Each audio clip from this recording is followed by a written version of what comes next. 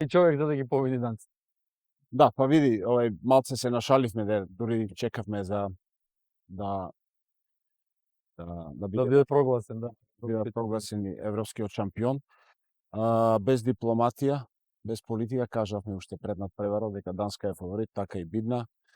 Кажавме дека ќе има повеќе од 60 голови, тоа се оствари.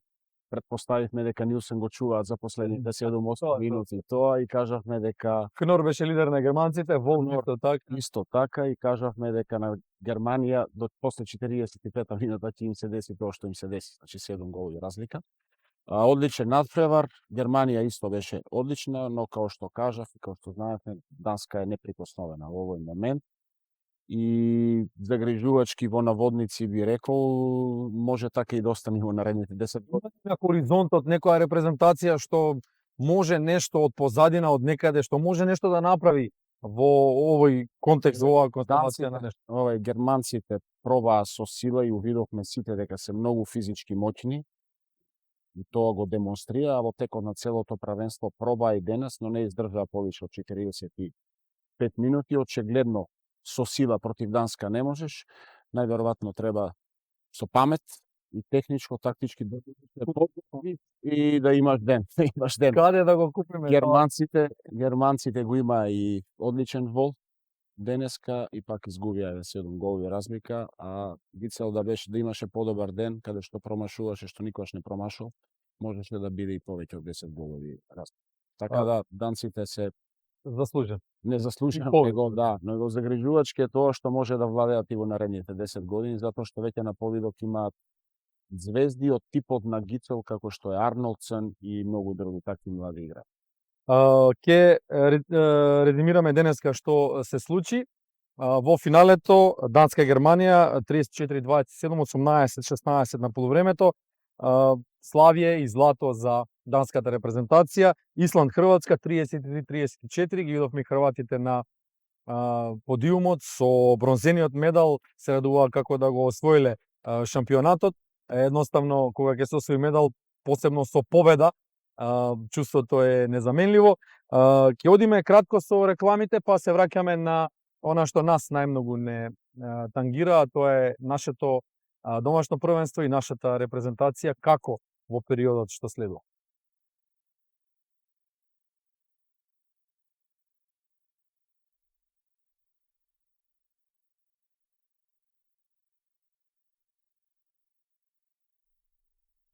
Тој последен напад што го имавме шанса да го имаме, да бидевме во топ 12, меѓутоа треба да бидеме реални дека и таму не очекуваше многу. Би не очекувало многу тешка борба со една Франција, со Шпанија, со Германија, пеколна група. Сакам да кажам дека сме на добар пат, дека напредуваме од година во година. Големо е задоволството мое и наше на целиот стручен тим и на репрезентативците што ние во изминатите 3-4 години, откако сум начело на нашата репрезентација, успеавме да створиме нова генерација со нови момци кои што од година во година се све подобри.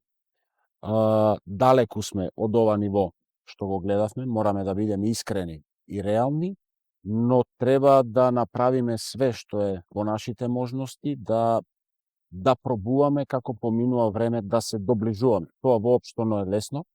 Ние сме само Македонија, тие се Германија, Данска, Франција и така натаму. Сакам да истакнам дека логистички исто сме многу послаби во секој поглед од сите овие репрезентации и држави. Можеби во минатото бевме добри и компетитивни во тој поглед.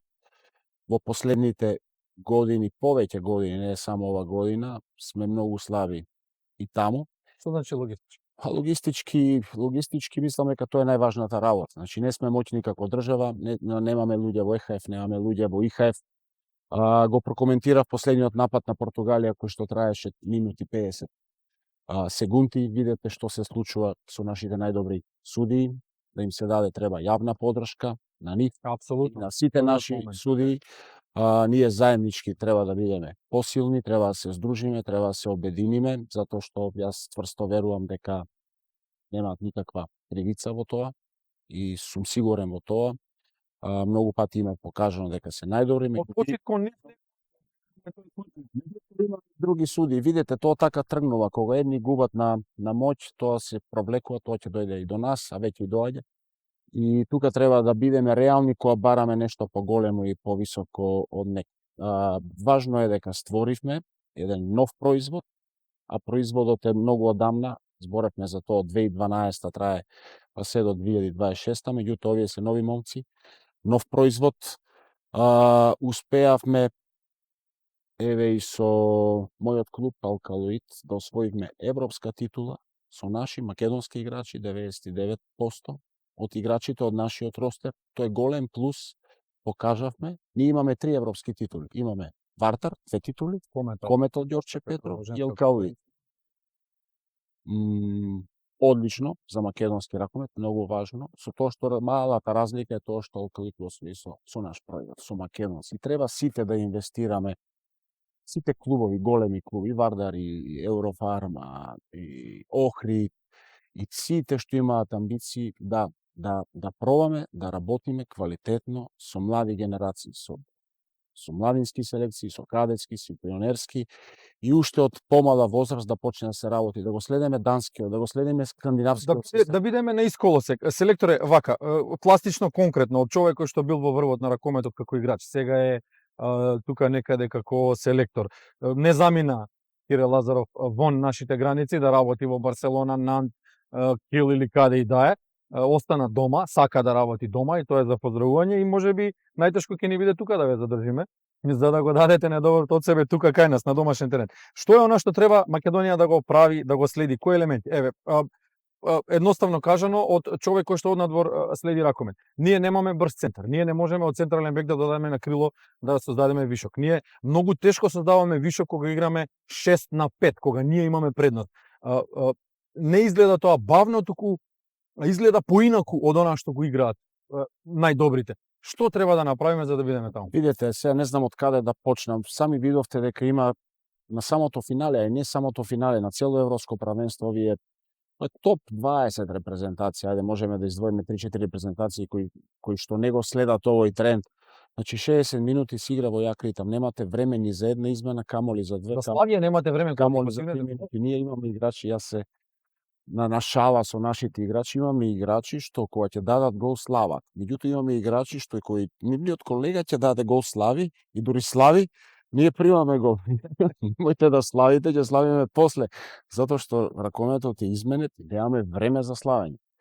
И друга работа, ние ако сакаме да го следиме овој тренд, треба да направиме селекција на играчи што може да го прати овој ритам, да се безпрекорно физички спремни, а ние не можеме во репрезентација да ги спремиме играчите.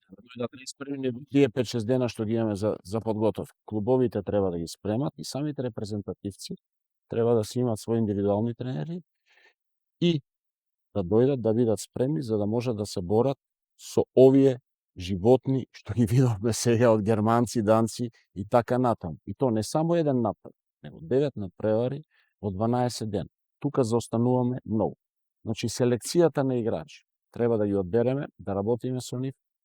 Играч што игра во два правци, играч што е брз, играч што мисли брзо, играч што трча брзо, играч што не се радува после гол. Што ја тапка топката додека седи на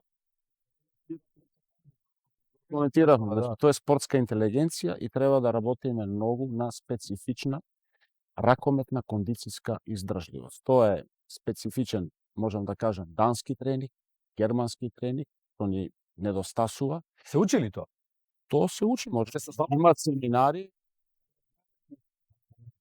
Како ќе видите како работат најдобрите, ќе отидете на семинар, ќе отидете во било кој клуб што е на Final Four Лига шампиони или ќе го прашате Јакобсен како тоа се работи, како се Ако сака да ни каже. Сакате, па ќе сака, да. И така натаму. Значи, само тој е патот за да можеме да бидеме што поблиску до овие врвни селекции. Ни доаѓа... Го спомнавме, извини, сакам да спомнам. Значи, ние мораме, не делувам критички према клубовите наши, напротив, мораме да ја убрзаме лигата, имаме одлична лига. Тоа беше следното прашање, да. Мораме да убрзаме лигата, мораме во тоа да ни помогнат и нашите европски судии кои што се ценет и Европа и знаат што е европско и како, да го смалиме нападот, да не ни трае во нашите дерби надпревари повеќе од 35-40 секунди, кои што моментално ни трае повеќе од 2 минути, и доаѓаме до победа или пораз, заслужено или незаслужено, и помислуваме дека сме добри или не сме добри. За да играме со репрезентација така, бидејќи нашите репрезентативци 99%, освен Томовски, кој што е интернационалец, доаѓаат од нашите клубови, тоа е единствениот начин ние да играме брзи надпревари во нашата лига. Фала Богу, имаме одлични екипи, сите се со подеднакво ист квалитет и ние мора да го практикуваме овој начин на играње. Таму се стекнува таков тип на кондиција за кој ќе дојдеме на европско или светско правенство да не ни биде тешко. На овој ритам не можеме да испратиме 7 до 9 надпревари во 12 дена. Иначе припреми као припреми ние некош ги имаме повеќе, некош помалце, не затоа што федерацијата не ни дозволува, него затоа што таков е календар. Има 7 до 10 дена припреми, ние можеме само нешто да дадеме насока тактички да се спремиме, малце техника да поработиме, кондиција не може да направиме во сред сезон. Така да клубовите констатираме уште играчите се создаваат до клубовите, клубовите се сервис на репрезентацијата, федерацијата е сервис на репрезентативните категории и репрезентацијата, затоа се вика репрезентација, го представува она што ние го градиме дома. Не треба да чекаме од меѓународните фактори клубови да ни прават играчи. Треба да работиме заеднички, сакам да упатам честитки за вас, како македонска телевизија, кој што за прв пат успеавте да имате студио и мислам дека е тоа многу добро. Да говорам со скандинавците и со германците. Со скандинавците единствени, тоа е еден важен момент и за нас. Мислам дека тука добиваме многу повишена важност и во ЕКФ и кај сите други навијачи. Посебен состанок имало за студиото на македонската телевизија во организацијскиот одбор на Европското првенство. Прв пат доаѓаме таму. Честитки, треба да продолжите така, тоа е мотивирачки делува и за нас. И не сме сигурни дали, искрено јас не сум сигурен лично, дали некој од регионалните големи телевизии како хрватските и српските имале досега таков пристап, меѓутоа се случи тоа. Да, честитки големи и да продолжите така. Тоа делува мотивирачки и кај нас и мислам дека и кај нашите играчи. Тоа ти дава да бидеш уште поодговорен и попрофесионален за да пробаме да постигнуваме подобри резултати. 14 и 17 мај. Прво нагости па дома. Украина или Словачка. Колку се познати, колку се непознати овие противници, реални шанси. Споменавме нешто на почетокот, меѓутоа да елаборираме. Реални шанси Македонија има за пласт. Доправа треба да анализираме, треба да бидеме стрпливи до почетокот на март. Нивниот двобој е тогаш е таа ЕКФ недела од 16 до 22 март. Да видиме точно кој ќе биде. Мислам дека Украина е можеби за нијанса подобра репрезентација, што не значи дека ќе помине во овој бараш надправа. Ви кажав уште во почетокот на емисијата, имавме сега една пресметка со Украина. Ни направија доста проблеми во првото полувреме, губевме со 4 голови разлика, второто се консолидиравме и победивме со 5. Треба да бидеме предпазливи, не бегаме од фаворитската улога, никако. Предпазлив сум ради нашиот менталитет, но искуството кое го имаме као стручен штаб, па федерација исто, па дури играчи, мислам дека ќе го сватиме сериозно. Знаеме дека ќе имаме подршка, дека ќе имаме полн Борис Трајковски. По град се чувствува таа ракометна еуфорија. Луѓе што не се вртот 365 дена доаѓаат и честитаат за борбеноста на момците, изненадени од таа нова Македонија. Нови момци посакуваат многу среќа и имаат големи очекувања. Ние тие очекувања ги прифаќаме, но со сите овие аргументи треба да бидеме цврсто на земја и да одиме чекор на чекор. Треба да бидеме горди дека Македонија, ние сите заедно, создадовме нова генерација која што во најмала рака во наредните 15 до 20 години ќе биде на големи надпреварувања. Тоа не се случува со кошарката на жалост. Ајде со одбојката исто помалце и со фудбалот е многу потешко нормално, меѓутоа имаме нова генерација, имаме борба за место во тимот да се борат кого да избереме во тие 18 до 20 играчи. Го направивме тој базен на играчи каде што можеме дури и да избираме во зависност од со кој против играме и така натаму. Значи, мислам дека сме на добар пат, но не треба да врзаме со големи очекувања. Ако некој сака подсвесно и верува во тоа, тоа сум јас. Така да правеле вие притисок или не, тензија или не, јас сум сам за себе најголемиот притисок. Така е, се покажа низ вашата кариера дека добро се справувате со Да. предизвикот. Благодариме што одвоивте минути вечерва, благодариме што сте гости на Македонската телевизија, ви благодариме за тоа што ја водите репрезентацијата така како што го правите тоа. Честитки за 14-тото место. Завршивме со победа. Можеби тоа треба да е нашето финале во оваа ситуација сегашна. Видовме хрватите победија за бронзата и се радуваа повеќе отколку германците кои што загубија за златото, а се еден чекор над нив.